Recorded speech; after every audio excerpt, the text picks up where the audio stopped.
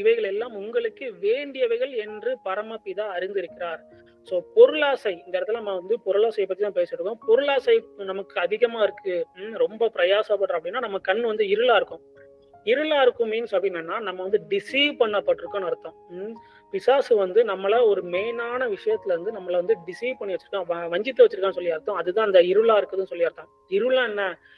கிட்டத்தட்ட ஒண்ணுமே தெரியாத, ஒரு பார்வை இல்லாத நிலைமை தானே. சோ அந்த நிலையில தான் நம்ம.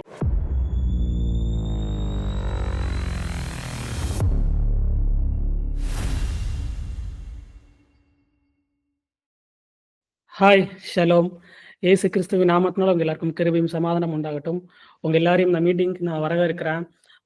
நீங்க எல்லாரும் கண்டிப்பா நல்லா இருப்பீங்கன்னு சொல்லி நம்புறேன். நம்ம ஒரு ப்ரேயர் பண்ணிட்டு இந்த மீட்டிங்ல நம்ம போகலாம். நன்றி பிதாவே, இந்த நாளுக்காக நன்றி செலுத்துகிறோம்ப்பா. இந்த நேரத்துக்காக நன்றி செலுத்துகிறோம். நீங்க எங்க மேல கிருபையா இருக்கிறதுக்காக நன்றி அப்பா. உங்களுடைய சமாதானத்தை எங்கள் மீது ஊற்றுங்கப்பா. எங்கள் இருதயத்துல ஊற்றுங்க. நீங்க கொடுக்கிற சமாதானம் உலகம் கொடுக்கிறபடி அல்ல, உம்முடைய சமாதானமா இருக்குது. நீங்க தான் சமாதானத்தின் ராஜாவா இருக்கிறீர். உம்முடைய சமாதானத்தை எங்களுக்கு கொடுங்க.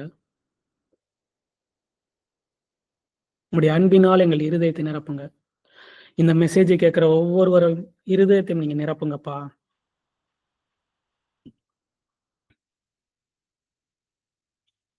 உங்களை பத்தின வாஞ்சை அவங்களுக்குள்ள அதிகமாகட்டும். உங்களுடைய காட்சியை அனுப்புங்க அவங்க இருதயத்துல. அவங்களுக்குள்ள இருக்கிற அந்த அக்கினியை நீங்க அனல் மூட்டுங்க ஆண்டவரே. அது பெரிதாகட்டும். இதை பார்க்கிற ஒவ்வொருவரையும் நான் பிளஸ் பண்றேன். அவங்களுக்கு பிரகாசமுள்ள மனக்கண்களை கொடுங்க. இந்த மீட்டிங்கை நீங்க பிளஸ் பண்ணுங்க ஆண்டவரே. நீங்க இதை ப்ரொடெக்ட் பண்ணியிருக்கிறதுக்காக நன்றி செலுத்துகிறேன். இதை பார்க்கிற ஒவ்வொரு குடும்ப மேலும் உடைய சமாதானமும் உடைய ஆசீர்வாதம் உடைய கிருபையும் நிலை நிற்கட்டும். அவங்களை என்றென்றைக்கும் நிலைத்திருக்க வேண்டும். இயேசு கிறிஸ்துவின் நாமத்தினால ஜெபிக்கிறோம் நல்ல பிதாவே, ஆமென். ஷலோம். ஸோ இந்த இலுமினேட்டிங் ஐஸ் அப்படிங்கிற இந்த கான்ஃபரன்ஸ்க்கு வந்து நான் உங்களை வரவேற்கிறேன். நம்ம இன்னைக்கு டைரக்டா மெசேஜுக்குள்ள போயிடலாம். மத்தேயு 6வது அதிகாரம் 19வது வசனம். யாராவது வாசிக்கிறீங்களா? மத்தேயு 6 19ல இருந்து 34 வரைக்கும். 19ல இருந்து 34. ஆமா ஆமா. பூமியிலே உங்களுக்கு பொக்கிஷங்களை சேர்த்து வைக்க வேண்டாம். இங்கே பூச்சியும் துருவும் அவைகளை கெடுக்கும். இங்கே திருடரும் கண்ணமிட்டு திருடுவார்கள். பரலோகத்திலே உங்களுக்கு பொக்கிஷங்களை சேர்த்து வையுங்கள். அங்கே பூச்சியாவது துருவாவது கெடுக்கிறதும் இல்லை. அங்கே திருடர் கண்ணமிட்டு திருடுகிறதும் இல்லை. உங்கள் பொக்கிஷம் எங்கே இருக்கிறதோ அங்கே உங்கள் இருதயம் இருக்கும். கண்ணானது சரீரத்தின் விளக்காய் இருக்கிறது.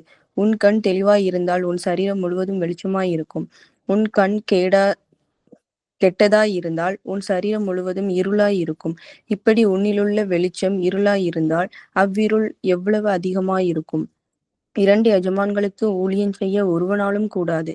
ஒருவனை பகைத்து மற்றவனை சிநேகிப்பான், அல்லது ஒருவனை பற்றி கொண்டு மற்றவனை அசட்டை பண்ணுவான். தேவனுக்கும் உலக பொருளுக்கும் ஊழியம் செய்ய உங்களால் கூடாது. ஆகையால் எண்ணத்தை உடுப்போம், எண்ணத்தை குடிப்போம் என்று உங்கள் ஜீவனுக்காகவும், எண்ணத்தை உடுப்போம் என்று உங்கள் சரீரத்துக்காகவும் கவலைப்படாதிருங்கள் என்று உங்களுக்கு சொல்லுகிறேன். ஆகாரத்தை பார்க்கிலும் ஜீவனும், உடையை பார்க்கிலும் சரீரமும் விசேஷித்தவைகள் அல்லவா? ஆகாயத்து பட்சிகளை கவனித்து பாருங்கள். அவைகள் விதைக்கிறதும் இல்லை, அறுக்கிறதும் இல்லை, களஞ்சியங்களில் சேர்த்து வைக்கிறதும் இல்லை. அவைகளையும் உங்கள் பரமபிதா பிழைப்பூட்டுகிறார். அவைகளை பார்க்கிலும் நீங்கள் விசேஷித்தவர்கள் அல்லவா? கவலைப்படுகிறதுனாலே உங்களில் எவன் தன் சரீர அளவோடு ஒரு முழத்தை கூட்டுவான்? உடைக்காகவும் நீங்கள் கவலைப்படுகிறது என்ன? காட்டு புஷ்பங்கள் எப்படி வளர்கிறது என்று கவனித்து பாருங்கள். அவைகள் உழைக்கிறதும் இல்லை, நூற்கிறதும் இல்லை. என்றாலும் சாலமோன் முதலாய் தன் சர்வ மகிமையிலும் அவைகளில் ஒன்றை போலாகிலும் உடுத்தியிருந்ததில்லை என்று உங்களுக்கு சொல்லுகிறேன். அற்ப விசுவாசிகளே, இன்றைக்கு இருந்து நாளைக்கு அடுப்பிலே போடப்படும் காட்டுப்புல்லுக்கு தேவன் இவ்விதமாக உடுத்துவித்தால் உங்களுக்கு உடுத்துவிப்பது அதிக நிச்சயம் அல்லவா? ஆகையால் எண்ணத்தை உண்போம், எண்ணத்தை குடிப்போம், எண்ணத்தை உடுப்போம் என்று கவலைப்படாதிருங்கள். இவைகளிலெல்லாம் அஞ்ஞானிகள் நாடி தேடுகிறார்கள். இவைகளெல்லாம் உங்களுக்கு வேண்டியவைகள் என்று உங்கள் பரமபிதா அறிந்திருக்கிறார். முதலாவது தேவனுடைய ராஜ்யத்தையும் அவருடைய நீதியையும் தேடுங்கள். அப்பொழுது இவைகள் எல்லாம் உங்களுக்கு கூட கொடுக்கப்படும். ஆகையால் நாளைக்காக கவலைப்படாதிருங்கள். நாளைய தினம் தன்னுடையவளுக்காக கவலைப்படும். அந்தந்த நாளுக்கு அதினதின் பாடு போதும். ஓகேக்கா. ஸோ இந்த மத்தேயு சாப்டர் 6வது அதிகாரம் நம்ம பார்த்தோம்னா, ஜீசஸ் வந்து சில விஷயங்கள பேசிட்டு இருக்கிறாரு. இதுல வந்து நம்ம நிறைய பாட்டா நம்ம பிரிக்கலாம். அதுல வந்து முதல் 4 வசனம் மத்தேயு 6ல இருந்து 6:1ல இருந்து 4 வரைக்கும் அவர் எதை பத்தி பேசுறாருன்னா, தர்மம் பண்றதை பத்தி பேசுறாரு. அதை நான் வாசிக்கிறேன். மனுஷர் காண வேண்டும் என்று அவர்களுக்கு முன்பாக உங்கள் தர்மத்தை செய்யாதபடிக்கு எச்சரிக்கையா இருங்கள். செய்தால் பரலோகத்தில் இருக்கிற உங்கள் பிதாவினிடத்தில் உங்களுக்கு பலன் இல்லை. ஆகையால் நீ தர்மம் செய்யும் போது மனுஷனால் புகழப்படுவதற்கு மாயக்காரர் ஆலயங்களிலும் வீதிகளிலும் செய்வது போல உனக்கு முன்பாக தாரை ஊதுவியாதே. அவர்கள் தங்கள் பலனை அடைந்து தீர்ந்ததென்று மெய்யாகவே உங்களுக்கு சொல்கிறேன். ஸோ இந்த இடத்துல பார்த்தோன்னா ஜீசஸ் வந்து முதல் 4 வசனத்துல வந்து தர்மம் பண்றதை பத்தி பேசுறாரு. அதுல முதல்ல பார்த்தோன்னா ஃபர்ஸ்ட் பார்ட் வந்து நீ எப்படி அந்த ஒரு விஷயத்த பண்ணக்கூடாது அப்படின்னு சொல்லி சொல்றாரு. ஒரு விஷயம் நீ பண்ணணும், ஆனா நீ இவ்வளவு நாள் ஒரு தப்பான ஒரு விதத்துல நீ பண்ணிட்டு இருக்க, அந்த முறையில நீ பண்ணக்கூடாது அப்படின்னு சொல்லிட்டு அதுக்கு ஒரு சொல்யூஷன் சொல்றாரு. ஸோ அப்படிதான் இந்த சாப்டர்ஸ் ஃபுல்லாவே வருது. அடுத்து 3வது வசனம் வந்து நீயோ தர்மம் செய்யும் போது, ஸோ இது வரைக்கும் நீ எப்படி பண்ணக்கூடாதுன்னு சொல்லிட்டு இருந்தாரு. இதுக்கப்புறம் அவர் என்ன சொல்றாருன்னா, இனிமே நீ எப்படி அதை பண்ணணும் அப்படின்னு சொல்லி கொடுக்குறாரு. அதாவது ஒரு விஷயத்த பண்ணும்போது அதுக்குன்னு சொல்லி ஒரு மேண்டேட் இருக்கு, நீ அதுபடிதான் பண்ணணும்னு சொல்றாரு. நீயோ தர்மம் செய்யும் போது உன் தர்மம் அந்தரங்கமாய் இருப்பதற்கு உன் வலது கை செய்கிறதே உன் இடது கை அறியாதற்கு கடவுது. அப்பொழுது அந்தரங்கத்தில் பார்க்கிற உன் பிதா தாமே உனக்கு வெளியரங்கமாய் பலன் அளிப்பார். ஸோ நம்ம தர்மம் பண்ணும்போது கிவிங், ஒருத்தங்களுக்கு ஹெல்ப் பண்ணும்போது ஊரெல்லாம் கூட்டி என்ன பண்ணக்கூடாது, நான் இவங்களுக்கு இது பண்ணுன்னு சொல்லி சொல்லக்கூடாது. நீ என்ன பண்ணணும், அது வந்து யாருக்கும் தெரியாம நீ வந்து சீக்கிரட்டா பண்ணணும் அப்படின்னு சொல்றாரு. நீ சீக்கிரட்டா பண்ணும்போது ஆண்டவர் உனக்கு அதுக்கு பதில் கொடுக்குறாரு அப்படின்னு சொல்லிட்டு ஒரு விஷயத்த எப்படி பண்ணக்கூடாதுன்னு சொல்லிட்டு அதை அதோட விடாம அதை எப்படி பண்ணணுங்கிற அதுக்கு ஒரு சொல்யூஷன் கொடுக்குறாரு. ஸோ அதே மாதிரி அடுத்து வந்து 5வது அதிகாரத்துல இருந்து 15வது அதிகாரம் வரைக்கும் ஜபத்தை பத்தி பேசுறாரு. ஜபம் வந்து எப்படி பண்ணக்கூடாது, அதுக்கப்புறம் அது எப்படி பண்ணணும் அப்படின்னு சொல்லி கொடுக்குறாரு. எப்படி ஜபம் பண்ணணும் முதற்கொண்டு சொல்லி கொடுக்குறாரு. அதே மாதிரி உபவாசம் அடுத்து ஒரு மத்தேயு 6:16ல இருந்து 18 வரைக்கும் பார்த்தோம்னா உபவாசம் எப்படி பண்ணக்கூடாது, அதுக்கப்புறம் அது எப்படி பண்ணணும்னு சொல்லி சொல்றாரு. சோ அதே மாதிரிதான் இந்த இப்ப நம்ம வாச்சது 19வது வசனத்துல இருந்து 34வது வசனம் வரைக்கும் ஜீசஸ் வந்து ஒரு குறிப்பிட்ட விஷயத்தை பத்தி பேசுறாரு. அந்த குறிப்பிட்ட விஷயத்தை பத்தி தான் நம்ம பார்க்க போறோம். ஃபர்ஸ்ட் நம்ம ஒரு விஷயம் புரிஞ்சுக்கணும். என்னன்னா ஜீசஸ் வந்து எதுக்கும் அகெயின்ஸ்ட் ஆனவர் கிடையாது. அவர் வந்து ஜபம் பண்றதுக்கோ உபவாசம் பண்றதுக்கோ என்ன சொல்ல அடுத்து தர்மம் பண்றது அந்த மாதிரி எந்த ஒரு விஷயத்துக்கும் அவர் அகெயின்ஸ்ட் கிடையாது. ஆனா நம்ம வந்து அதை தப்பான ஒரு பெர்ஸ்பெக்டிவ்ல வந்து அதை நம்ம பண்ணிட்டு இருக்கோம். அந்த விஷயத்த அவர் என்ன பண்றாரு, சரி பண்ணிட்டு இருக்காரு. நான் போன மீட்டிங்ல நான் சொன்னேன், நம்ம ஹார்ட் வந்து ட்விஸ்டடா இருக்கு. அது ட்விஸ்டடா இருக்கிறதுனால நம்ம எல்லாமே மால் ஃபங்க்ஷன் ஆகிட்டு இருக்கோம். எந்த ஒரு விஷயமும் என்ன கிடையாது, பண்ற ஒரு விஷயம் தப்பு கிடையாது. அது நம்ம ஹார்ட் ட்விஸ்டா இருக்கிறதுனால நம்ம பெர்ஸ்பெக்டிவ் மாறும்போது அங்க என்ன ஆகுது, அது தப்பா மாறுது. அதனாலதான் சொல்ல நீ தர்மம் பண்ணும்போது நீ இப்படிதான் பண்ணணும். இந்த வழியில நீ பண்ணாதான் உனக்கு வந்து அது வந்து பிதாட்ட இருந்து பலன் அளிக்கும். நீ வந்து மனுஷங்க பார்க்கணும் நீ நினைச்சு நீ பண்ணனா உன்னுடைய பலன் அங்கேயே முடிஞ்சிட்டு. அதுக்கப்புறம் நீ நம்ம வேற அவங்க பார்ப்பாங்க, அவ்வளவுதான், அதோட முடிஞ்சு. ஆனா நமக்கு வேற எந்த ஒரு பலனும் கிடைக்காது. அதே மாதிரிதான் ஜபமா இருக்கட்டும், உபவாசமா இருக்கட்டும், எல்லா விஷயமும் நல்ல விஷயம்தான். ஆனா அது நம்ம என்ன பண்ணிட்டு இருக்கோம், மத்தவங்க பார்க்கணும் அப்படின்னு சொல்லி தப்பான பெர்ஸ்பெக்டிவ்ல இருந்து பண்ணிட்டு இருக்கிறோம். ஸோ அதே மாதிரிதான் இந்த மத்தேயு 6:19ல இருந்து 34 வரைக்கும் ஜீசஸ் ஒரு கான்டெக்ட்ல பேசிட்டு இருக்காரு. ஒரு குறிப்பிட்ட விஷயத்தை பத்தி பேசிட்டு இருக்காரு. அது என்னன்னு இப்ப வாசிச்சோம். பூமியிலே உங்களுக்கு பொக்கிஷங்களை சேர்த்து வைக்க வேண்டாம், இங்கே பூச்சும் திருவும் அவைகளை கெடுக்கும், இங்கே திருடரும் கண்ணை மட்டும் திருடுவார்கள், பரலோகத்திலே உங்களுக்கு பொக்கிஷங்களை சேர்த்து வையுங்கள். ஸோ ஜீசஸ் வந்து நம்மளுடைய பொக்கிஷத்தை சேர்த்து வைக்கிறதுக்கு அகைன்ஸ்ட் கிடையாது. நம்ம தப்பா பண்ணிக்கிட்டு இருக்கோம், அந்த விஷயத்த அவர் சரி பண்றாரு. இங்க நீ சேர்த்து வைக்காத, எங்க சேர்த்து வை, பரலோகத்திலே உங்க பொக்கிஷங்களை சேர்த்து வைன்னு சொல்றாரு. ஸோ உங்க பொக்கிஷம் எங்கே இருக்கிறதோ அங்கே உங்கள் இருதயம் இருக்கும். போன வீடியோல நம்ம பார்த்தோம், போன மீட்டிங்ல நம்ம பார்த்தோம். நம்ம ஹார்ட் வந்து ரொம்ப முக்கியமா இருக்குது. ஏன்னா நம்ம ஹார்ட் தான் என்னது, நம்ம லைஃபோட ஒரு கோர் பீயிங்கா இருக்குது. இப்போ ஒரு மொபைல் எடுத்துட்டோம்னா அந்த மொபைலோட கோர் வந்து கோர் சிப்னு சொல்லி ஒன்று சொல்லுவாங்க. ஸோ அதுதான் அந்த ஃபோனுக்கு வந்து ஒரு ஹார்ட் மாதிரி. அதே மாதிரி நமக்கு வந்து உள்ள இன்னர் மேன் அப்படின்னு சொல்லி ஒருத்தவங்க இருக்கிறாங்க. ஸோ அதுதான் நம்ம ஹார்ட். அந்த ஹார்ட் வந்து ரொம்ப ரொம்ப முக்கியம். அந்த அந்த ஹார்ட் எந்த இடத்துல பிளேஸ் ஆயிருக்கு அப்படிங்கிறது ரொம்ப முக்கியம். இந்த உலகத்தோட நம்ம இணைஞ்சிருக்கிறோமா? இல்லன்னா ஹெவனோட இணைஞ்சிருக்கோமா? கிங்டமோட இணைஞ்சிருக்கிறோமா? பிதாவோட இணைஞ்சிருக்கிறோமாங்கிறது ரொம்ப முக்கியம். ஸோ ஜீசஸ் வந்து தர்மத்துக்கு எதிரானவரும் கிடையாது. நம்ம தர்மம் பண்றதுக்கு எதிரானவரும் கிடையாது. ஜெபம் பண்றதுக்கு எதிரானவர் கிடையாது. உபவாசம் பண்றதுக்கு எதிரானவரும் கிடையாது. அதே மாதிரி நம்ம பொக்கிஷங்களை சேர்த்து வைக்கிறதுக்கும் அவர் எதிரானவங்க கிடையாது. ஓகே, இதை நம்ம புரிஞ்சுக்கணும். அடுத்து நம்ம வாசிப்போம். கண்ணானது சரீரத்தின் விளக்கா இருக்கிறது. உன் கண் தெளிவா இருந்தால் உன் சரீரம் முழுவதும் வெளிச்சமா இருக்கும். ஓகேவா? இப்போ ஒரு வசனம் நம்ம எடுத்துக்கிட்டோம்னா, அந்த வசனத்துக்கு வந்து நிறைய டைமென்ஷன் இருக்கும். மல்டி டைமென்ஷன்ல வந்து நம்ம அதை அட்ரஸ் பண்ணலாம். என்னதான் இதுக்கு மல்டி டைமென்ஷன்ல நம்ம அட்ரஸ் பண்ணாலும், அது நம்ம சிச்சுவேஷனுக்கு ஏத்த மாதிரி மல்டி டைமென்ஷன்ல நம்ம என்ன பண்ணலாம்? அட்ரஸ் பண்ணலாம். ஆனா, அதுக்கு வந்து ஒரு மெயினான ஒரு ஒரு ஒரு பர்ட்டிகுலர் பெர்ஸ்பெக்டிவ்னு இருக்கும். அந்த பெர்ஸ்பெக்டிவ்ல தான் அந்த வசனம் சொல்லப்பட்டிருக்கும். ஸோ அதே மாதிரி தான் இந்த வசனமும், கண்ணானது சரீரத்தின் விளக்கா இருக்கிறது. உன் கண் தெளிவா இருந்தால் உன் சரீரம் முழுவதும் வெளிச்சமா இருக்கும் அப்படின்னு சொல்லி, இன்னைக்கு வந்து இந்த வசனத்தை எது கூட இணைச்சு வச்சுட்டாங்க? லஸ்ட் கூட இணைச்சு வச்சுட்டாங்க. லஸ்ட் கூடயும் பானோகிராஃபி பார்க்கறது கூட என்ன பண்ணிட்டாங்க? இணைச்சு வச்சுட்டாங்க. அது தப்புன்னு நான் சொல்லல. அது ஒரு விதமான டைமென்ஷன். ஆனா ஜீசஸ் இங்க என்ன கான்டெக்ஸ்ட்ல பேசிட்டு இருக்காருங்கிறத நமக்கு ஃபர்ஸ்ட் புரிஞ்சாதான், அதை நம்ம புரிஞ்சுக்கிறது என்ன வேண்டியதுக்கு அவசியமா இருக்குது. அது புரிஞ்சாதான் இந்த கான்டெக்ஸ்ட் ஃபுல்லாவே என்ன பேசுறாருன்னு புரியும். ஆனா ஜீசஸ் இங்க அதை பத்தி பேசல. அதுக்கு முன்னாடி அவர் என்ன பேசியிருக்கிறாரு? அதாவது இன்னைக்கு நம்ம கையில பைபிள் இருக்கு. சாப்டரா வேர்சஸா பிரிச்சு வச்சிருக்காங்க. ஓகேவா? நம்ம ஒவ்வொரு தனித்தனி வேர்ஸும் தனித்தனியா ஸ்டாண்ட் பண்ணி நிக்கும்.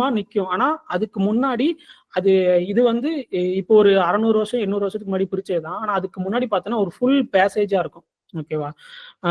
அப்போ நம்ம என்ன பண்ணோம், ஒரு வசனத்தை நம்ம எடுத்து படிக்கும்போது அதுக்கு முன்னாடி என்ன சொல்லியிருக்குது, அதுக்கு பின்னாடி என்ன சொல்லியிருக்குன்னு சொல்லி நான் எடுத்து படிச்சாதான் அதோட ஃபுல் என்ன தெரியும், ஒரு கான்டெக்ஸ்ட் புரியும். அதோட உண்மையான சாராம்சம் நமக்கு புரியும். ஸோ அந்த மாதிரி இதுக்கு முன்னாடியும் இதுக்கு நம்ம பின்னாடியும் படிக்கும்போது இந்த வசனம், கண்ணானது சரீரத்தின் விளக்கா இருக்கிறது. உன் கண் வந்து தெளிவா இருந்தால் உன் சரீரம் முழுவதும் வெளிச்சமா இருக்கும். இந்த வசனம் வந்து எதோட கனெக்ட் ஆயிருக்குன்னா, இதுக்கு முன்னாடி வருது பாருங்க, பொக்கிஷம். நம்மளுடைய பொக்கிஷம் எங்க இருக்குது அப்படிங்கிறது அதோட கனெக்டடா இருக்கு. ஏன் அப்படி சொல்றேன்னா, இந்த நான் சொன்ன மாதிரி இதுல வந்து இதுல ஒவ்வொரு இந்த பேசேஜ்ல வந்து கேட்டகரியா ஜீசஸ் பேசிட்டு வராரு. ஃபர்ஸ்ட் கேட்டகரி தர்மம் பண்றதை பத்தி, அப்புறம் ஜெபம் பண்றதை பத்தி, அப்புறம் உபவாசம் பண்றதை பத்தி, அதுக்கப்புறம் பொக்கிஷங்களை சேர்த்து வைக்கிறத பத்தி அவர் பேசியிருக்கிறாரு. ஸோ அந்த கான்டெக்ஸ்ட் வந்து 19வது வசனத்துல இருந்து 34வது வசனம் வரைக்கும் அவர் அதுதான் பேசிட்டு இருக்கிறாரு. நான் இன்னும் வாசிக்கிறேன். உன் கண் கெட்டதா இருந்தால் உன் சரீரம் முழுவதும் இருளா இருக்கும். இப்படி உன்னில் உள்ள வெளிச்சம் இருளா இருந்தால் அவ்விருள் எவ்வளவு அதிகமா இருக்கும். 2 எஜமான்களுக்கு ஊழியம் செய்ய ஒருவனாலும் கூடாது. ஒருவனை பகைத்து மற்றவனை சிநேகிப்பான், அல்லது ஒருவனை பற்றி கொண்டு மற்றவனை அசட்டை பண்ணுவான். தேவனுக்கும் உலக பொருளுக்கும் ஊழியம் செய்ய உங்களால் கூடாது. நான் சொன்னோம்ல, இந்த கான்டெக்ட் இன்னும் முடியல. 19வது அதிகாரத்துல சொல்லியிருக்கு, பூமியில பொக்கிஷம் சேர்த்து வைக்காதீங்க. இப்ப என்ன பண்ணுங்க, பரலோகத்துல சேர்த்து வைங்க. நம்ம வந்து ஹெவனோட கனெக்டடா இருக்கணும், கிங்டமோட கனெக்டடா இருக்கணும்னு பேசுறாரு. உலகத்தோட கனெக்டடா இருக்கக்கூடாதுன்னு. அதேதான் அடுத்து வருது. எங்கன்னு வருது? 2 எஜமான்களுக்கு அதே கான்டெக்ட்ல தான் வந்துட்டு இருக்கு. இன்னும் கான்டெக்ட் மாறவே இல்லை. சோ அதே கான்டெக்ட்ல வரும்போதுதான் 2 எஜமான்களுக்கு ஊழியம் பண்ணக்கூடாதுன்னு சொல்லி வருது. ஏன்னா ஒருத்தனை வந்து அவன் நேசிச்சு இன்னொருத்தனை பகைக்க ஆரம்பிச்சிடும். ஸோ அந்த கான்டெக்ட் இன்னும் முடியல. ஸோ அந்த கான்டெக்ட் இன்னும் முடியல. இந்த கான்டெக்ட் அடிப்படையில் தான் இது வர்றதுனால இந்த கண்ணானது சரீரத்தின் என்னதற்கு விளக்கா இருக்கிறது வந்து இந்த கான்டெக்ட் அடிப்படையில தான் வருது. ஏன் நம்முடைய பொக்கிஷங்களை பொறுத்து. ஓகேவா? அந்த லஸ்ட் அது கூட நம்ம வந்து என்ன பண்ணிக்கலாம், கனெக்ட் பண்ணி பார்த்துக்கலாம். ஆனா ஜீசஸ் இங்க பேசுறது வந்து பொருளாசை குறித்து பேசுறாரு. நம்ம பொருளாசையோடு இருக்கும்போது நம்ம கண் என்னவா இருக்குமா? இருளா இருக்குமா? ஸோ இந்த மீட்டிங் வந்து நான் போட்டதுக்கு முக்கியமான ரீசன் வந்து நம்ம ஹார்ட் வந்து அந்த பொருளாசையிலிருந்து விடுபடணும். உண்மையாவே ஆண்டவர் என்ன விஷயம் நமக்காக வச்சிருக்கிறாரு, கரெக்டான பெர்ஸ்பெக்டிவ் நம்ம என்ன பண்ணணும், மாறணும் அப்படிங்கிறதுனாலதான் இந்த மீட்டிங் வந்து நான் போட்டிருக்கேன். நான் அப்பளே சொன்ன மாதிரி ஜீசஸ் வந்து ஒரு விஷயம் சொல்றாருன்னா அது எப்படி பண்ணக்கூடாது அப்படின்னு சொல்லிட்டு அதுக்கான சொல்யூஷனும் சொல்றாரு. அதுக்கப்புறம் தான் அதை பத்தி இன்னும் அடுத்தடுத்து அவர் பேசிட்டு வராரு. ஓகேவா? இப்ப அந்த 2 எஜமான்களுக்கு ஊழியம் செய்ய ஒரு நாளும் கூடாதுன்னு சொல்லி ஜீசஸ் சொல்லியிருக்கிறார்களா? இப்ப நான் வந்து ஒரு காமர்ஸ் ஸ்டூடெண்ட். ஓகேவா? நான் வந்து 11th 12th காமர்ஸ் தான் எடுத்து படித்தேன். அதில் படிக்கும்போது காமர்ஸ்ல வந்து ஒரு முக்கியமான பிரின்சிபல் வரும். என்னன்னா, அந்த காமர்ஸ்ல இன்னைக்கு உலகம் ஃபுல்லா அந்த பிரின்சிபல் அவங்க ஃபாலோ பண்றாங்க. என்னன்னா, ஒருத்தன் வந்து ஒரே நேரத்துல 2 இடத்துல வேலை பார்க்கக்கூடாது. 2 கம்பெனில அவன் வேலை பார்க்கக்கூடாதுங்கிறது காமர்ஸ்ல உள்ள இன்னைக்கு இருக்கிற ஒரு முக்கியமான ஒரு பிரின்சிபல். அப்படி அவன் இருந்தான்னா, அவன் மேல கேஸ் கூட போடுவாங்க. கம்பெனி வந்து கண்டுபிடிச்சுட்டு, இவன் வந்து 2 கம்பெனில வேலை பார்க்குறான். இல்லன்னா இவன் பிசினஸும் பண்ணிட்டு இங்கேயும் கம்பெனில வேலை பார்க்குறான் அப்படின்னா, அவங்க என்ன பண்ணிருவாங்க? அவன் மேல கேஸ் கூட போடுவாங்க. ஏன் அப்படின்னா, நிஜமாவே நம்மளால என்ன பண்ண முடியாது? நம்ம வந்து 2 எஜமான்களுக்கு கீழ வேலை பார்க்க முடியாது. அப்படி நம்ம வேலை பார்த்தோம்னா, ஒருத்தனை நம்ம என்ன பண்ணுவோம்? பகைச்சுட்டு இன்னொருத்தனை தான் நம்ம சிநேகிப்போம். ஸோ அததான் இங்க ஜீசஸும் சொல்றாரு. ஸோ நம்ம வந்து உலக பொருளுக்கும் ஆண்டவருக்கும் நம்ம என்ன பண்ண முடியும்? ஒரே நேரத்துல ஊழியம் பண்ண முடியாது. ஆனா அதே நேரத்துல என்ன சொல்லல? ஜீசஸ் வந்து இங்க உனக்கு எதுவுமே வேண்டாம் அப்படின்னு அவர் சொல்லல. எப்படி தர்மம் பண்ணும்போது எப்படி பண்ணணும் அவர் சொல்லி கொடுக்குறாரோ, அதே மாதிரி எப்படி இந்த உலகத்துல இருக்க இந்த மெட்டீரியல் பிளெஸிங்ஸ் அவர் வந்து ஹேண்டில் பண்ணணும் அப்படின்னு சொல்லி கொடுக்குறாரு. அதை பத்தி தான் அந்த வசனம்லாம் வந்துட்டு இருக்கு. அடுத்து வாசிப்போம். ஆகையால் அந்த ஆகையால்னா என்ன அர்த்தம்? இன்னும் இந்த கான்டெக்ஸ்ட் முடியல, இன்னும் போய்கிட்டு தான் இருக்கு அப்படின்னு அர்த்தம். இந்த ஆகையால்னு வந்தாலே இதுக்கு முன்னாடி உள்ள சொன்ன விஷயங்களுக்கு அதை கண்டினியூ பண்ணி வர்றதுனாலதான் ஆகையால் அப்படின்னு போட்டிருக்காங்க. ஆகையால் எண்ணத்தை உண்போம், எண்ணத்தை குடிப்போம் என்று உங்கள் ஜீவனுக்காகவும், எண்ணத்தை உடுப்போம் என்று உங்கள் சரீரத்துக்காகவும் கவலைப்படாதிருங்கள் என்று உங்களுக்கு சொல்லுகிறேன். ஆகாரத்தை பார்க்கும் ஜீவனும் உடைய பார்க்கும் சரீரமும் விசேஷித்தவர்கள் அல்லவா? ஓகேவா? இந்த இடத்துல ஜீசஸ் என்ன சொல்றாருன்னா, ஆகையால் நீங்க என்ன பண்ணாதீங்க, எண்ணத்தை உண்போம், எண்ணத்தை சாப்பிடும், என்ன ட்ரெஸ்ஸை போடும் சொல்லி கவலைப்படாதீங்க. ஏன்னா அதெல்லாம் பேசிக்கான நீட்.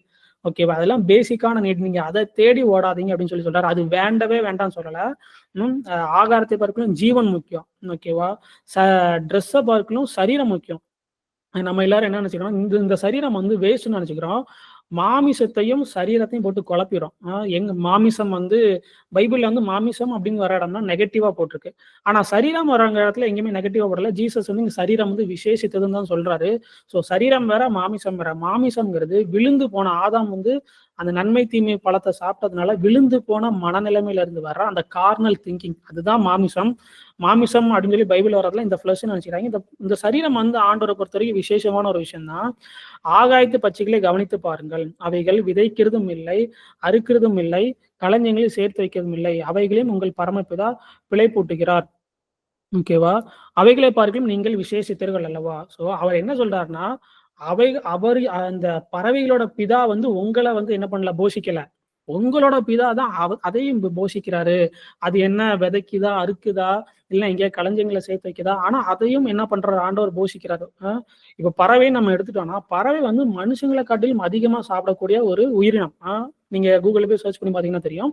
பறவை வந்து நம்மளை காட்டிலும் அதிகமா போஷிக்கும். அது எங்க போய் எந்த நிலத்துல போய் உழுது, அது விதைச்சு, அது வந்து அறுவடை பண்ணி, அது என்னைக்கு சேர்த்து வச்சா தண்ணியை சாப்பிடுது. ஆனா அது வந்து லைஃப் வந்து நல்லா மூவ் பண்ணி கொண்டு போயிட்டு இருக்கு. ஓகேவா?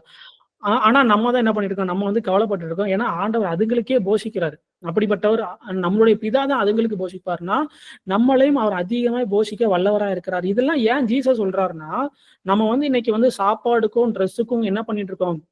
அதை பின்னாடி அதை சேஸ் பண்ணி ஓடிட்டு இருக்கோம். ஜீசஸ் என்ன சொல்றாரு? அதை சேஸ் பண்ணி ஓடாத, பிதாவை பாரு, அவர்கிட்டவான்னு சொல்லி அவர் ஒரு இன்விடேஷன் நமக்கு வைக்கிறாரு. கவலைப்படுகிறதுனாலே எவன் தன் சரீர அளவோடு ஒரு முளத்தை கூட்டுவான். உடைக்காகவும் நீங்கள் கவலைப்படுகிறது என்ன? காட்டு புஷ்பங்கள் எப்படி வளருது என்று கவனித்து பாருங்கள். அவைகள் உழைக்கிறதும் இல்லை, நூற்கிறதும் இல்லை. என்றாலும் சாலமோன் முதலாய் சர்வ மகிமையிலும் அவையில் ஒன்றை போலையும் உடித்திருந்ததில் என்று உங்களுக்கு சொல்கிறேன். அற்ப விசுவாசிகளை இன்றைக்கு இருந்து நாளைக்கு அடுப்பிலே போடப்படும் காட்டு பொருளுக்கு தேவன் இவ்விதமாக உடுத்து வைத்தால் உங்களுக்கு உடுத்து வைப்பது அதிக நிச்சயம் அல்லவா? அவர் சொல்றாரு. சாலமோன் கூட கம்பேர் பண்றாரு. சாலமோன் பத்தி உங்களுக்கு தெரியலான ஒரு விஷயம் சொல்றேன். சாலமோன்னா இந்த ஹோல் ஹிஸ்டரி, வேர்ல்டு ஹிஸ்டரியிலேயே ஒரு பெரிய பணக்காரனா இருந்தவன். கிட்டத்தட்ட சொல்ல போனா இன்னைக்கு வந்து நம்பர் 1 பணக்காரனா யார் இருக்கானா?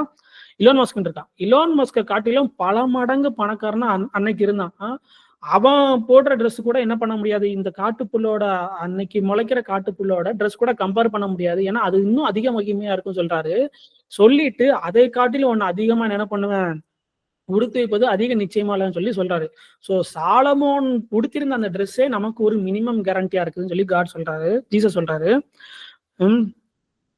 ஆகையால் எண்ணத்தை உண்போம், எண்ணத்தை குடிப்போம் என்று கவலைப்படாதிருங்கள். இவைகளை எல்லாம் அஞ்ஞானிகள் தேடுகிறார்கள். இவைகள் எல்லாம் உங்களுக்கு வேண்டியவைகள் என்று பரமபிதா அறிந்திருக்கிறார். ஸோ பொருளாசை இந்த இடத்துல நம்ம வந்து பொருளாசையை பத்தி தான் பேசிட்டு இருக்கோம். பொருளாசை நமக்கு அதிகமா இருக்கு, ரொம்ப பிரயாசப்படுறோம் அப்படின்னா நம்ம கண் வந்து இருளா இருக்கும். இருளா இருக்கும் மீன்ஸ் அப்படின்னா நம்ம வந்து டிசீவ் பண்ணப்பட்டிருக்கோம்னு அர்த்தம். பிசாசு வந்து நம்மள ஒரு மெயினான விஷயத்துல இருந்து நம்மள வந்து டிசீவ் பண்ணி வச்சிருக்கான், வஞ்சித்து வச்சிருக்கான்னு சொல்லி அர்த்தம். அதுதான் அந்த இருளா இருக்குதுன்னு சொல்லி அர்த்தம். இருளா என்ன? கிட்டத்தட்ட ஒண்ணுமே தெரியாத ஒரு பார்வை இல்லாத நிலைமை தானே. ஸோ அந்த நிலையில தான் நம்ம இன்னும் இருக்கோம். எப்போன்னா இந்த விஷயத்த பின்னாடி ஓடும்போது, ஆனா இது எல்லாத்தையும் ஆண்டவர் நமக்கு கொடுக்காரு. இது பின்னாடி நம்ம போக வேண்டாம். ஏன்னா அஞ்ஞானிகள், ஆண்டவரே தெரியாத மக்கள், அவங்களும் அதுதான் தேடுறாங்க, நம்மளும் அதுதான் தேடுறோம்னா ரெண்டுக்கும் என்ன பெரிய அளவு வித்தியாசமே கிடையாது. ஓகேவா? ஸோ இவ்வளவு விஷயங்கள் அவர் பேசுறாரு. ஓகேவா? எப்படி தர்மம் பண்ணும்போது எப்படி பண்ணக்கூடாதுன்னு சொல்லிட்டு, அதுக்கப்புறம் அது எப்படி பண்ணணும்னு சொல்லி ஜீசஸ் சொல்றார்ல, அதே மாரி இந்த இடத்துல இதெல்லாம் நீங்க பண்ணாதீங்க, இது இப்படி பண்ணக்கூடாதுன்னு சொல்லிட்டு, ஆனா அதை எப்படி பண்ணணும் அப்படின்னு சொல்லி அவர் சொல்றாரு. அ முதலாவது தேவனுடைய ராஜ்யத்தையும் அவருடைய நீதியும் தேடுங்கள், அப்பொழுது இவைகள் எல்லாம் உங்களுக்கு கூட கொடுக்கப்படும். ஆகையால் நாளைக்காக கவலைப்படாதீர்கள், நாளை தினம் தன்னுடையவர்களுக்காக கவலைப்படும், அந்தந்த நாளுக்காக அதன் பாடுபோதும் அப்படின்னு சொல்லி ஜீசஸ் சொல்றாரு. சோ இந்த இடத்துல என்ன அவர் பண்ண சொல்றாருன்னா, முதலாவது தேவனுடைய ராஜ்யத்தையும் அவருடைய நீதியும் தேடுங்கன்னு சொல்லி அர்த்தம். தேவனுடைய ராஜ்யம் அப்படின்னு சொல்லி இங்க மத்தேயு மென்ஷன் பண்றது எல்லாமே பிதாவ. அந்த அந்த டைம்ல வந்து யூதர்களுக்கு அவர் லெட்டர் எழுதும்போது அவங்க வந்து காடுன்னு கூட சொல்ல மாட்டாங்க, ஜி ஓடின்னு கூட சொல்ல மாட்டாங்க, ஜி டேஷ் டி தான் சொல்லுவாங்க. ஏன்னா ஆண்டவர்னு சொல்லி கூட சொல்ல மாட்டாங்க. ஹெவன்லி கிங்டம் அப்படின்னாலே மோஸ்ட் ஹை பிதாவை மென்ஷன் பண்றதா அர்த்தம். ஸோ இந்த இடத்துல தேவனுடைய ராஜ்யம் அப்படின்னு நம்ம பார்க்கும்போது பிதாவையும் அவருடைய நீதியும் தேடுங்கன்னு சொல்லி அர்த்தம். ஸோ இதுக்கு என்ன அர்த்தம் அப்படின்னு நம்ம பார்த்தோம்னா, என்னது நீதியை தேடுறது அப்படின்னா என்னன்னா, நமக்கு ஒரு அநீதி இழைக்கப்பட்டிருக்குது. அவர் வந்து நமக்கு ஒரு ராஜாவா இருக்கிறாரு. நம்ம அவர்கிட்ட நீதியை கேட்டு போகணும் அப்படிங்கிறத ஜீசஸ் சொல்றாரு. நீ இது பின்னாடி போகாத, சாப்பாட்டு பின்னாடியும் ட்ரெஸ் பின்னாடியும் பொருட்கள் பின்னாடியும் இந்த மெட்டீரியல் வெல்த் அந்த இது பின்னாடி நீ போகாத. நீ வந்து என்ன பண்ணு, நீதியை தேடிப்போ, இது எல்லாம் உனக்கு மினிமம் கேரண்டியா கண்டிப்பா ஆண்டவர் உனக்கு செய்வார் அப்படின்னு சொல்லி சொல்றாரு. சோ அப்படி நீதியை தேடுறது என்னன்னா, இப்போ ஒரு ராஜா இருக்கிறாரு. ராஜானா என்ன? ஒரு கவர்மெண்ட். நமக்காக ஒரு கவர்மெண்ட் இயங்கிட்டு இருக்கு. அந்த கவர்மெண்ட்டை போயிட்டு நம்மளுடைய குறைகளை சொல்லும்போது அந்த குறைகளுக்கு நமக்கு ஒரு அநீதி இழைக்கப்பட்டிருக்குதுன்னா நமக்கு நீதி செய்வாங்க. எக்ஸாம்பிளுக்கு இப்போ தாவீது இருக்கிறாரு. தாவீது வந்து இஸ்ரேல் மேல ராஜாவை அபிஷேகம் பண்ணப்பட்டிருக்கிறாரு. ஏன் அவர் ராஜாவை அபிஷேகம் பண்ணப்பட்டிருக்கிறாருன்னா, மக்களுக்கு ஒரு பிரச்சனைன்னு வரும்போது அவங்களுக்கு ஒரு முறை கேட்கணும், ஒரு நீதி கேட்கணும்னா அவங்க வந்து ராஜா கிட்ட தான் டைரக்டா வந்து நீதி கேட்பாங்க. ராஜாவும் அந்த கேஸை வந்து விசாரிச்சு அவங்களுக்கு நீதி செய்வாரு. ஸோ அதே மாதிரி நமக்கு ஒரு அநீதி இழைக்கப்பட்டிருக்குது. ஆதாம்கிட்ட இருந்து பிசாசு என்ன பண்ணிட்டான், அவன்கிட்ட இருந்து அத்தாரிட்டி எல்லாம் வாங்கிட்டான். ஓகேவா? ஸோ நம்ம வந்து அந்த அத்தாரிட்டி இழந்த அதிகாரம் அச்ச ஒரு நிலைக்கு நம்ம போயிட்டோம். சர்வ சிருஷ்டி மேல ஆண்டவர் நமக்கு என்ன பண்ணாரு, எல்லாத்தையும் நம்ம அதிகாரம் பண்ண நமக்கு வந்து அதிகாரத்தை கொடுத்திருந்தாரு. அது பிசாசு என்ன பண்ணான், ஆதாமா ஏமாத்தி வாங்கிட்டான். ஸோ நம்ம இந்த பிசாசு அதை ஏமாத்தி வாங்கினதுனால ஒரு ஹியூமன் கைண்டுக்கு என்ன நடந்திருக்கு, இந்த ஹோல் ஹியூமன் ரேஸுக்கும் ஒரு அநீதி இழைக்கப்பட்டிருக்குது. அதை நம்ம போய் ஆண்டவர்கிட்ட போய் கேட்கணும்னு சொல்லிதான் ஜீசஸ் சொல்றாரு. அதே மாதிரி உங்களுடைய வாழ்க்கையில வந்து நிறைய இடத்துல உங்களுக்கு அநீதி நடந்திருக்கும். உங்களுக்கு ப்ராப்பரா வர வேண்டிய விஷயங்கள் வந்து வராம இருக்கும். சின்னதா போய் கூட ஆண்டவர்கிட்ட கேளுங்க. நீங்க ஒரு விதைய விதைச்சிருப்பீங்க. ஓகேவா? ஒரு விதையை நீங்க விதைச்சு அது முளைக்கலனா கூட அது உங்களுக்கு நடந்த ஒரு அநீதி தான். ஓகேவா? இதை நான் ரொம்ப சிம்பிளா சொல்றேன். ஏன்னா நீங்க அந்த விதையை விதைச்சிருக்கீங்க, விசுவாசி அந்த விதையை விதைச்சிருக்கீங்க. அந்த விதை வந்து கண்டிப்பா முளைச்சாகணும். அதுதான் தேவனுடைய பிரின்சிபல். ஒரு விதையை நம்ம விதைக்கும் போது அந்த விதை வந்து முளைச்சி வந்து பலன் கொடுக்கணும். அப்படிதானே? அது பலன் கொடுக்காம இருக்குன்னா அது உங்களுக்கு ஒரு அநீதியா இருக்குது. ஸோ உங்களுக்கான அறுவடைகள் வந்து நீங்க கண்டிப்பா ஆண்டவருக்கு நிறைய விஷயங்கள் விதைச்சிருப்பீங்க. டைம்லயா இருக்கலாம், இல்லைன்னா உங்களுடைய இது தாளந்தா இருக்கலாம், இல்லைன்னா உங்களுடைய மணியா இருக்கலாம், உங்க கோல்டா இருக்கலாம், இல்லைன்னா ஒரு மினிஸ்ட்ரியில நீங்க சப்போர்ட் பண்ணிருப்பீங்க அப்படின்னு சொல்லி நிறைய விஷயத்துக்கு நீங்க என்ன பண்ணிருப்பீங்க, ஆண்டவருக்குன்னு விதைச்சிருப்பீங்க. ஆனா பிசாசு என்ன பண்ணிருக்கான், அதெல்லாம் உங்களுக்குன்னு வராம தடுத்து வச்சிருக்கான். ஓகேவா? அதுதான் உங்களுக்கு இழைக்கப்பட்ட அநீதி. எக்ஸாம்பிள் சொல்லணும்னா, முன்னாடி வந்து நம்ம பழைய ஏற்பாட்டுல பாக்குறோம்னா இஸ்ரேல் மக்கள் இருக்காங்க. அவங்க வந்து என்ன பண்ணிப்பாங்க, கஷ்டப்பட்டு நிலத்தை உழுது விதைச்சு தண்ணி பாய்ச்சி கரெக்டா அறுவடை நேரத்துல என்ன பண்ணிடுவாங்கன்னா பெலிசர்கள் வந்து அது எல்லாத்தையும் எடுத்துட்டு போயிருவாங்க. சோ அது அவங்களுக்கு இழைக்கப்பட்ட அநீதி. சோ அந்த அநீதிக்கு அவங்க என்ன பண்ணாங்க, ஆண்டவர்கிட்ட போயிட்டு முறையிடுவாங்க. சோ அதே மாதிரி இதுதான் பிசாசோட ஒரு பேட்டர்னா இருக்குது. உங்களுடைய ஹார்வெஸ்ட்டை திருடுறதே அவங்க என்ன பண்ணிருக்கான், ஒரு வேலையா வச்சுட்டு இருக்கான். சோ ஃபர்ஸ்ட் உங்களுக்கு ஒரு அநீதி நடந்திருக்குன்னு சொல்லி அந்த இடத்துக்கு நீங்க முதல்ல வாங்க. அந்த இடத்துக்கு வந்து நீங்க ஆண்டவர்கிட்ட போயிட்டு நீதி கேளுங்க. இப்போ இன்னும் உங்களுக்கு நான் புரியாம ஈஸியா சொல்றேன். இப்போ வந்து உங்க தாத்தா இருக்கிறாரு. உங்க தாத்தாக்கு வந்து ஒரு 10,00,00,000 ரூவா சொத்து இருக்குன்னு வச்சுக்கோங்க. அந்த சொத்துல ஒரு லேண்ட் இருக்கு. அந்த லேண்ட்ல வந்து வேற ஒருத்தன் ஆக்கிரமிப்பு பண்ணி வச்சிருக்கான். ஓகேவா? அது உங்களுக்கு ப்ராப்பரா அது முறைப்படி உங்களுக்கு வரணும். அதுதான் நீதி. ஆனா, அவன் உங்களுக்கு வர வேண்டிய லேண்ட நல்லா ஒரு ஒரு 10,00,00,000 மதிப்புள்ள லேண்ட்ல இன்னொருத்தன் போயிட்டு ஆக்கிரமிப்பு வச்சிருக்கான்னா, நீங்க என்ன பண்ணுவீங்க? சும்மா விட்டுருவீங்களா? சும்மா விட்டுட்டு, சரி நான் என்ன பண்ண போறேன்? நான் போயிட்டு ஒரு வேல பார்த்து கஷ்டப்பட்டு நைட்டு ஃபுல்லா சம்பாதிச்சு, நான் பணம் சேர்த்து நான் பணக்காரன் ஆவப்போறேன்னு நீங்க சொல்றீங்கன்னு வச்சுக்கோங்களேன். அததான் ஜீசஸ் சொல்றாரு. இத நீ தேடாத. இந்த உலகப் பொருள் பின்னாடி நீ அலையாத. உனக்குன்னு ஒண்ணு இருக்கு. அந்த நீதிய தேடு. அதுதான் நான் இங்கேயும் சொல்றேன். நமக்குன்னு ஆண்டவர் ஒரு டொமினியன் குடுத்திருக்கிறாரு. ஓகேவா? நம்ம நெறைய விஷயங்கள் பண்ணியிருப்போம். நமக்கு ப்ராப்பரா வர வேண்டிய எந்த விஷயமும் வராம இருக்குது. அந்த விஷயத்த போய் நீங்க ஆண்டவர்ட்ட நீதி கேளுங்க. ஆண்டவரே எனக்கு இந்த விஷயத்துல அநீதி நடந்திருக்கு. நான் இவ்வளவு விஷயங்கள் பண்ணியிருக்கிறேன். இல்லன்னா அந்த விஷயத்துக்கான அறுவடை நான் இன்னும் பார்க்கலன்னு சொல்லி நீங்க கேளுங்க. ஆண்டவர் உங்களுக்கு நீதி செய்வாரு. நம்ம இன்னொரு ஒரு வசனம் மட்டும் நம்ம வாசிச்சுட்டு இந்த வீடியோவ நம்ம முடிச்சுக்கலாம். லூக்கா 5வது அதிகாரம். லூக்கா 5வது அதிகாரம் 1ல இருந்து 7 வரைக்கும் வாசிங்க.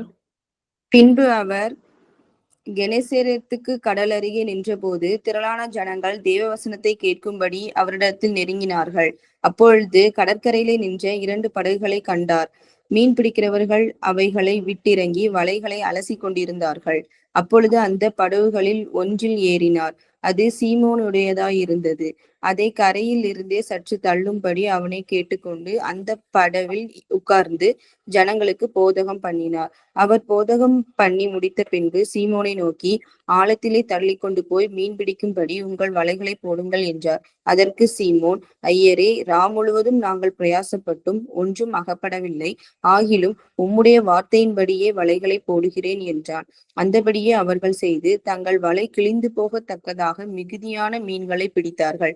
அப்பொழுது மற்ற படவில் இருந்த கூட்டாளிகள் வந்து தங்களுக்கு உதவி செய்யும்படிக்கு சைகை காட்டினார்கள். அவர்கள் வந்து 2 படகுகள் அமிழத்தக்கதாக நிரப்பினார்கள்.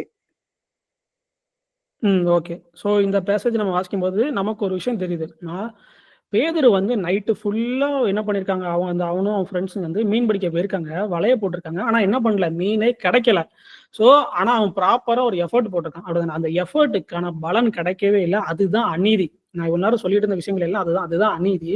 அவன் கஷ்டப்பட்டு, பிரயாசப்பட்டு நெறைய விஷயங்கள் பண்ணியிருக்கான். அதுதான் அநீதி. ஆனா அந்த அநீதி அவனுக்கு நடந்த அநீதியில இருந்து அவன் எப்படிதான் நீதியை பெற்றுக்கொண்டான்னா, இயேசு கிறிஸ்துவோட வார்த்தை மூலமா தான் அவன் பெற்றுக்கொண்டான். அவர் வந்து என்ன போட்டிருக்காரு, அவர் அங்கிருந்து ப்ரீச் பண்ணிட்டு இருந்திருக்காரு. ஓகேவா? அந்த ப்ரீச்சிங் அவன் வந்து என்ன பண்ணிட்டே இருக்கான், வலைய அலசிக்கிட்டு அவன் கேட்டுக்கிட்டே இருந்திருக்கான். கேட்டுக்கிட்டே இருக்க ஜீசஸ் என்ன சொல்றாரு, இப்ப நீ வலைய போடுன்னு சொல்றாரு.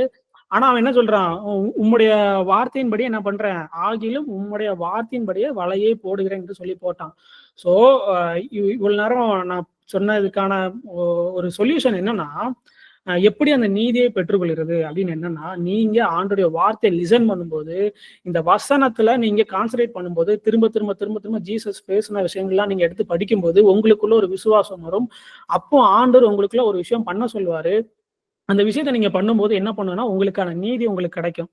சோ இதுதான் என்னது, தேவனுடைய ராஜ்யத்தையும் அவருடைய நீதியும் தேடுறது. சோ நீங்க என்ன பண்ண முடியாது, ஒரே நேரத்துல உலகப் பொருளுக்கும் தேவனுக்கும் என்ன பண்ண முடியாது, ஒரே நேரத்துல வேலை பார்க்க முடியாது. சோ நீங்க என்ன பண்ணுங்க, ஆண்டவரை மட்டும் தேடுங்க. அதான் சொன்னோம், ஜீசஸ் வந்து எதற்கும் எதிரானவர் கிடையாது. நம்ம வந்து இது பின்னாடி நம்ம ஓடக்கூடாது. எப்படி வந்து தர்மம் பண்ணும்போது எல்லாரும் முன்னாடியும் பண்ணக்கூடாதோ, அதே மாதிரி உலகப் பொருளுக்கு பின்னாடி நம்ம ஓடக்கூடாது. நம்ம தேவனை நோக்கி நம்ம பார்க்கும்போது முதலாவது தேவனுடைய ராஜ்யத்தையும் அவருடைய நீதியும் நம்ம தேடும்போது இவைகள் எல்லாம் என்ன பண்ணப்படும், கூட கொடுக்கப்படும். அந்த நீதியை தேடுறது என்னதுன்னா, நமக்கு நடந்த அநியாயத்தையும் அநீதியையும் கொண்டு போய் நீங்க ஆண்டவர்ட்ட முறையிடணும். ஸ்தோத்திரத்தோட நீங்க என்ன பண்ணுங்க, ஆண்டவர்ட்ட நீங்க முறையிடுங்க. அவனுடைய வார்த்தையில நீங்க நிலைச்சு நில்லுங்க. பைபிள் வந்து திரும்ப திரும்ப படிங்க. ஸ்பிரிட்ல இருந்து படிங்க. நீங்க அப்படி படிக்கும்போது உங்களுக்கான நீதியை ஆண்டவர் கண்டிப்பா செய்வாரு. உங்களுக்கான அறுவடை நீங்க எதெல்லாம் இழந்தீங்களோ அவைகள் எல்லாம் ஆண்டவர் உங்களுக்கு திரும்ப கொடுப்பாரு. ஸோ இந்த கான்ஃபரன்ஸ் மூலமா, இந்த மீட்டிங் மூலமா உங்களுக்கு இந்த விஷயம் புரிஞ்சிருக்கும்னு நினைக்கிறேன். யாருக்காவது ஏதாவது ஒரு டவுட் இருந்தா கேளுங்க. நம்ம அதை முடிச்சுட்டு அப்படியே நம்ம என்ன பண்ணுவோம், கம்யூனியன் பண்ணிட்டு ஒரு ப்ரேயர் பண்ணிட்டு நம்ம முடிச்சிடலாம். நான் அது வந்து ஒரு சாட்சியா சொல்றேன், சரியா? சொல்லுங்க. ஒரு 2-3 நாளைக்கு முன்னாடியே எங்க அப்பாவோட குடும்ப சொத்து வந்து பிரிக்காமலே இருந்துச்சு. ரொம்ப வருஷமாயிட்டு. எங்க அப்பாக்கே 70, 71 வயசாயிட்டு. அந்த சொத்து வந்து ஒரு நிறையவே இருக்குது. 4 பேர் குடும்பத்துல. அப்போ அது ஒரு 2 நாளாவே எனக்கு அதே தான் மைண்ட்ல வந்துகிட்டே இருந்துச்சு. அது பிரிக்காம இப்படி இருக்குதே அப்படின்ட்டு. அதோட இப்போ என்னன்னா, எங்க அப்பாவோட 2வது தம்பியோட பையன் வந்து அத கொஞ்சம் ஸ்டெப் எடுத்து வீடுலாம் பழைய வீடு. அதெல்லாம் இடிஞ்சிருக்கு. அத இப்ப சரி பண்ணுவோம் அப்படின்ட்டு ஆரம்பிச்சிருக்காங்க. அதான் அது வந்து அவங்க ஆரம்பிக்கிறது வந்து அ எதுக்கு ஆரம்பிச்சாங்கன்னே தெரியல. இவ்வளோ நாள் அமைதியா இருந்துட்டு. அதோட என்ன பண்றாங்கன்னா, இப்ப நான் வீட சரி பண்ணோம்னா, வீடு எனக்கு. அது வீடு வந்து 4 பேர்னா 4 பேருக்கும் உரியது தானே அது. அவங்க சரி பண்ணா அது எனக்கு அப்படிங்கிற மாரி பேசிட்டு வந்தாங்க. அப்போ எனக்கு கொஞ்ச நாளாவே உள்ள இதுக்கு வந்து நம்ம ஸ்டெப் எடுப்போமா? வேண்டாமா? இவ்வளோ நாள் என்ன ஆயிட்டுன்னா, அந்த சொத்தெல்லாம் நம்மளுக்கு வராது. ஆனா அது எங்க அப்பாவுக்குரியது. பூர்வீக சொத்து. இவ்வளோ நாளா இருந்தது. இப்போ அது அது அத வந்து எங்களுக்கு கிடைச்சதுன்னா, இப்போ எங்களுக்கு எதுவும் நாங்க கொஞ்சம் கடன்கள் இருந்தா அத அடைக்கிறதுக்கு எங்களுக்கு அது யூஸ்ஃபுல்லா இருக்கும். அப்போ நாங்க அத மைண்ட்ல திங்க் பண்ணவே இல்ல இவ்ளோ நாளா.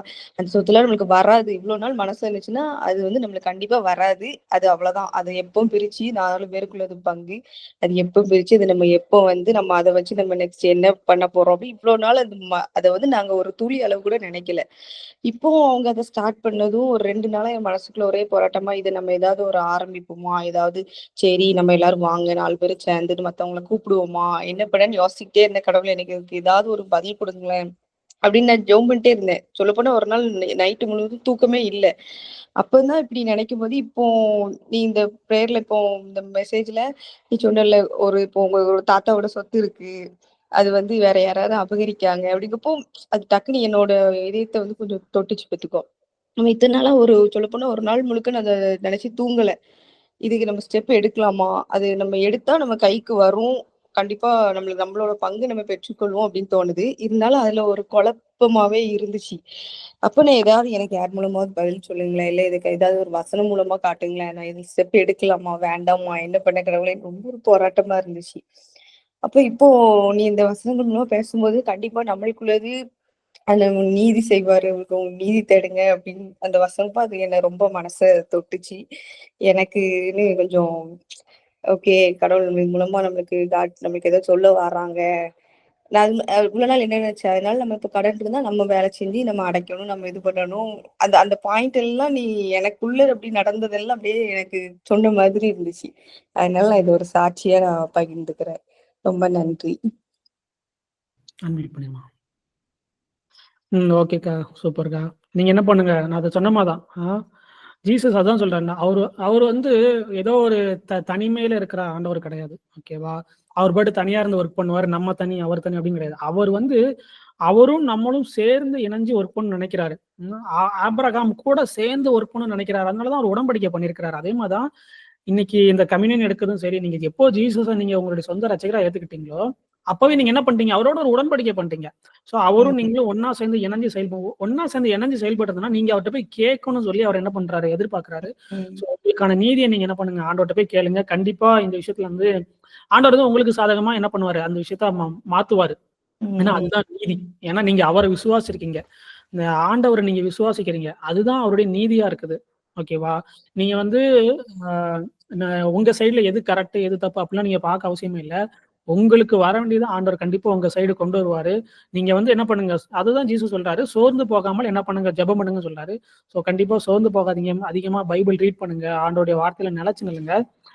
திரும்ப திரும்ப அவர் பேசுனதெல்லாம் எடுத்து படிங்க. முக்கியமா இயேசு கிறிஸ்துவோட ரத்தம் எங்கெல்லாம் பத்தி பேசியிருக்குது, பிளட்ட குறிச்சு பைபிள் என்னெல்லாம் சொல்லுதுன்னு சொல்லி எடுத்து படிங்க. அத நீங்க மெடிடேட் பண்ணும்போது, கண்டிப்பா ஆண்டவர் இந்த விஷயத்துல உங்களுக்கு என்ன பண்ணுவாரு? உங்களுக்கு ஃபேவர் பண்ணுவாரு. ஓகேவா? ம். ஓகே ஐகேஷ். சரிக்கா. ஓகே. நம்ம வந்து கம்யூனியன் எடுப்போம். உங்க கையில கம்யூனியன் வச்சிருந்தா எடுத்துக்கோங்க.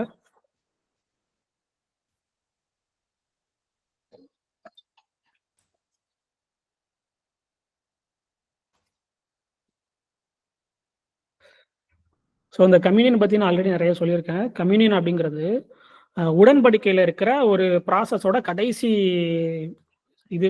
ஓகேவா? அந்த ப்ராசஸோட கடைசி மெத்தடுங்கிறதுக்கு சொல்ல முடியாது. அதுதான் கடைசி ஸ்டெப். ஓகேவா? அந்த ஸ்டெப்ல இருந்தா ப்ராமிஸ் வந்து ரிலீஸ் ஆகும். ஓகேவா? ஆ பழைய ஏற்பாடுல நம்ம நிறைய இடத்துல வாசி பார்க்கலாம். எங்கெல்லாம் வந்து அப்பமும் திராட்சரசம் வருதோ அந்த இடத்துலலாம் என்ன ஆகும்னா, ஆண்டவருடைய ஒரு கிருபை ரிலீஸ் ஆகும், ப்ராமிஸ் ரிலீஸ் ஆகும். இந்த கம்யூன் நம்ம எடுக்கிறது மூலமா, இந்த அப்பமும் திராட்சரசம் நம்ம கொண்டு வரது மூலமா நம்ம என்ன சொல்றோம்னா, ஆண்டவரே உங்களை எங்களுடைய ராஜாவா நாங்க ஏத்துக்கொள்கிறோம் அப்படின்னு சொல்லி தான் அர்த்தம். ஸோ அப்படி வந்து ஆண்டவருடைய நம்ம வந்து ராஜாவா ஏத்துக்கிட்டு நம்ம வருவோம். அவர்கிட்ட நமக்கான நீதியை நம்ம அவர் கேட்போம். அவர் கண்டிப்பா நமக்கு என்ன பண்ணுவார்? நீதி செய்வார். ஓகேவா? நமக்கு அநீதி நடந்திருக்குது. நம்ம இயேசு கிறிஸ்துவை விசுவாசிக்கிறது மூலமா நம்ம தேவனுடைய பிள்ளைகளாம் வாக்கப்பட்டிருக்கிறோம். அவருடைய ரத்தத்தினால் நம்ம கழுவப்பட்டிருக்கிறோம். ஸோ தைரியமா அவருடைய கிருபா சண்டையில நம்ம கடந்து வந்து என்ன பண்ணுவோம்? நம்முடைய நீதியே என்ன பண்ணுவோம்? ஆண்டவர்கிட்ட கேட்போம். ஆண்டவர் கண்டிப்பா அந்த நீதியை செய்வார். ஸோ நம்ம ஒரு ப்ரேயர் பண்ணுவோம். நன்றி ஏசப்பா, இந்த வார்த்தை நீங்க எங்களுக்கு கொடுத்ததுக்காக நன்றி இயேசுவே. இந்த உம்முடைய சரீரத்துக்காகவும் உம்முடைய ரத்தத்துக்காகவும் நன்றி செலுத்துகிறோம். இதை நீங்க பிளஸ் பண்ணுங்க. இந்த புதிய உடன்படிக்கை நீங்க எங்களோடு செய்ததுக்காக நன்றி அப்பா. உம்முடைய சரீரத்தை நீங்க எங்களுக்காக கொடுத்ததுக்காக நன்றி ஆண்டவரே.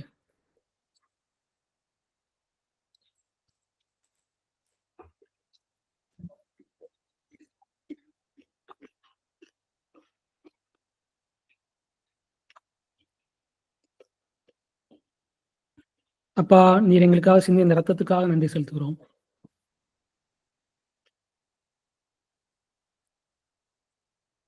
ரத்தத்துல உயிர் இருக்குதுன்னு நீங்க சொல்லியிருக்கீங்க. இதுல உங்களுடைய ஜீவன் இருக்கு. உங்களுடைய ஜீவனை நீங்க எங்களுக்கு கொடுத்ததுக்காக நன்றி. இது எங்களுடைய குற்ற மனசாட்சியை சுத்திகரிக்கட்டும். எங்கள் பாவங்கள் போக சுத்திகரிக்கட்டும்பா.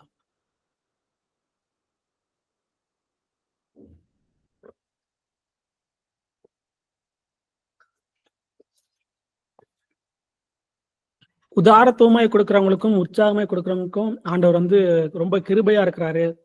கண்டிப்பா நீங்க விதைக்கும் போது அதற்கான பலனை நீங்க என்ன பண்ணுவீங்க? பெறுவீங்க. ஸோ ஆண்டவரை நீங்க விசுவாசி நீங்க கொடுக்கும்போது கண்டிப்பா அவர் என்ன பண்ணுவாரு? நீங்க அவரை விசுவாசிருக்கீங்க. நம்ம ஆபேல் எடுத்துக்கிட்டாலும் ஆபேல் என்ன பண்ணான்னா விசுவாசத்திலிருந்து கொடுத்தான். அவன் வந்து கட்டாயத்தின் அடிப்படையிலும் இல்ல ஒரு மன கஷ்டத்துல ஒரு அஃபென்ஸ்ல இருந்து அவன் எடுத்து கொடுக்கலாம். அவன் விசுவாசத்துல இருந்து கொடுத்தான், உற்சாகமாய் கொடுத்தான். ஸோ உற்சாகமாய் கொடுக்குற இடத்துல ஆண்டவர் வந்து பிரியமா இருக்கிறார்.